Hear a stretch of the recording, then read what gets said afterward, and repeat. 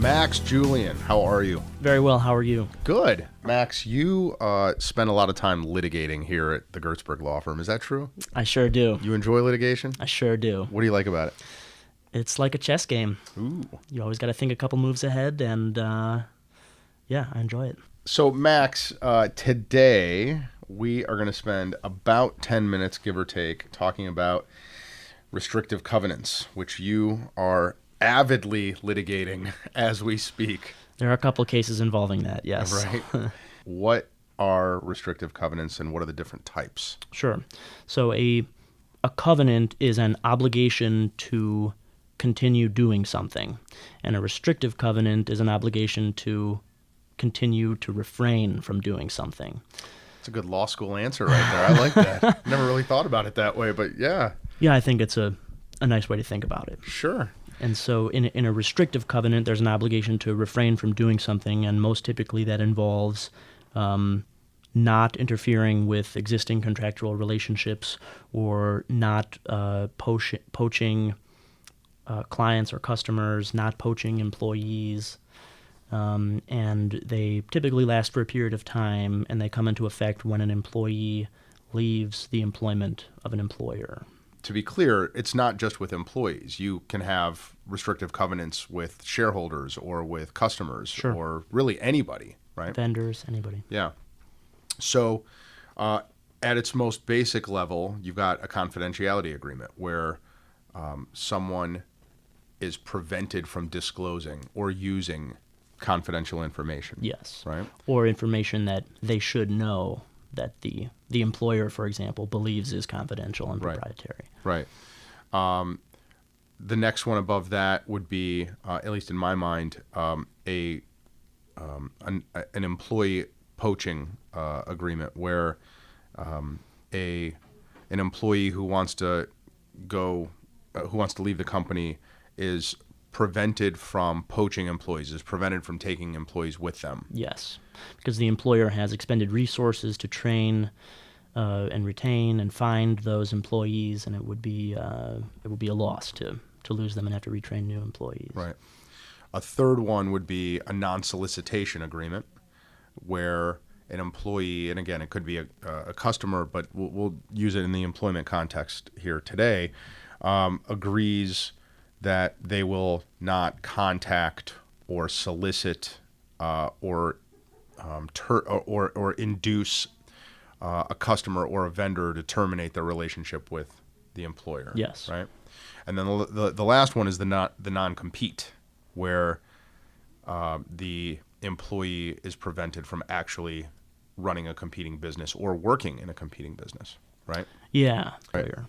Yeah. I usually tell clients that courts don't like restrictive covenants in general. They want people to be able to work wherever they want, pay taxes, put food on the table, put their kids to college. Mm-hmm. So the less burden a court places on someone's ability to get a job, the better. Right. It has to be reasonable in terms of where the restrictive covenant is effective and and how long it lasts. Right. Well, so let's talk about that some more, right? So the case law in Ohio says that it has to be narrowly tailored to protect a business's legitimate competitive interests or something like that, right? So a court looks at what factors to determine whether it is properly narrowly tailored. Sure. So courts would look at whether or not that person is unduly restricted from engaging in their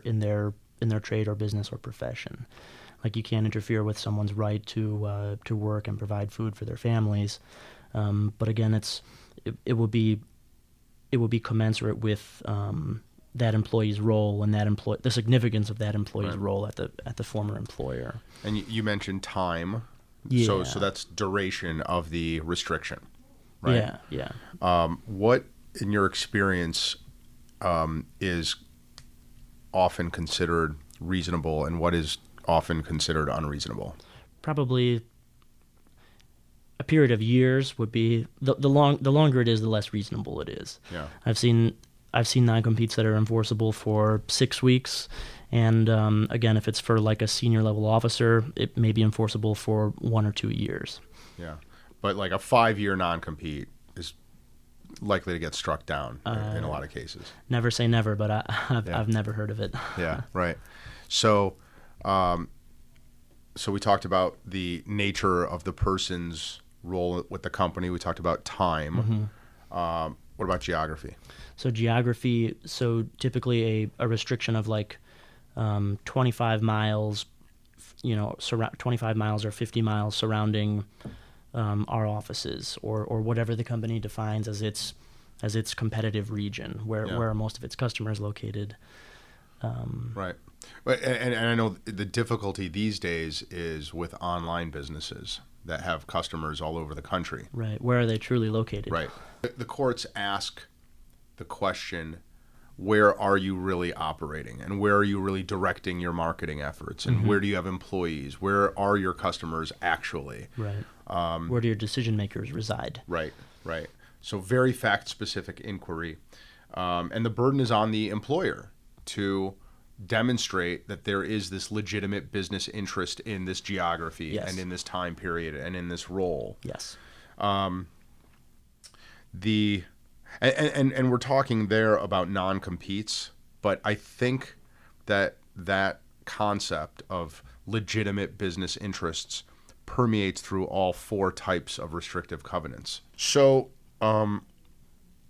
there is a doctrine that you are knee-deep in, Max, in some of your cases, the Faithless servant doctrine. What is that? So the Faithless servant doctrine, I guess, stems from the expectation that most employers, all employers, probably have, that their employees are engaged in activities that benefit the employer, I guess, during the workday. And so when an employer discovers that an employee is taking actions that don't benefit or that harm the employer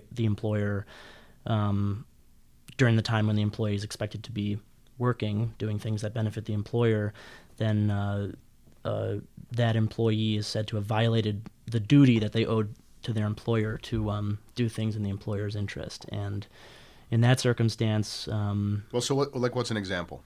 So like if you are working for a business and the expectation is that you are supposed to be writing software code to benefit that business's endeavors, but really you're writing some other kind of code to benefit your own business, and maybe that business is a competitor, you will have violated the Faithless servant doctrine. And what measures or what remedies does the employer have?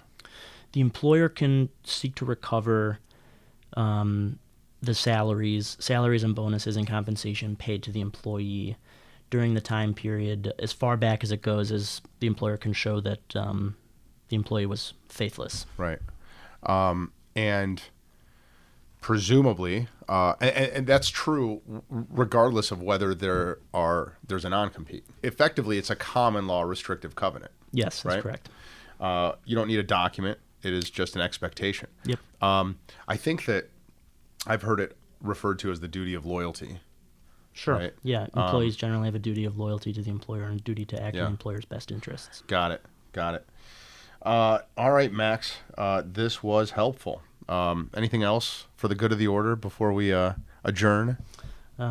Just remember to dispense justice as is required. As is reasonable. Yeah. I will say this. The preparation of any of those documents really is something that folks ought to consult with a lawyer about. And I'm not suggesting that you consult with us lawyers, although we do these things all day long. Getting it wrong has consequences. It can be very costly. Yeah. And so talk to a lawyer. Don't just pull something off the internet. And you definitely need to customize these so that they're narrowly tailored to your business and to the relationships that you're trying to address. If you go to Max Julian's page at the Gertsburg Law Firm website, you will find this podcast there, and you'll also find his prior one from a little bit ago on contract provisions, and you'll see all kinds of other neat things that Max has written. While you're there, check out CoverMySix and all the other things that the firm does. Thanks, Max. Thanks, Alex. Bye-bye.